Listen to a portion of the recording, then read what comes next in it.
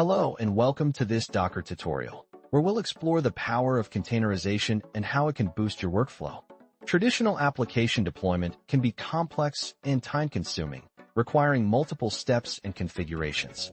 Docker helps simplify this process. Docker containerization allows you to package your application and its dependencies into a single container, making it easy to deploy and manage. Let's run a Docker container using the command docker run. Hit rm p8080:8080 mitacaramage. This will start a new container from the mitacaramage image and map port 8080 on the host machine to port 8080 in the container. To get the most out of Docker, it's essential to follow best practices, such as keeping your container images up to date, optimizing resource usage, and using Docker Compose for multi-container applications. In summary, Docker containerization offers many benefits, including simplified application deployment, improved scalability, and increased efficiency.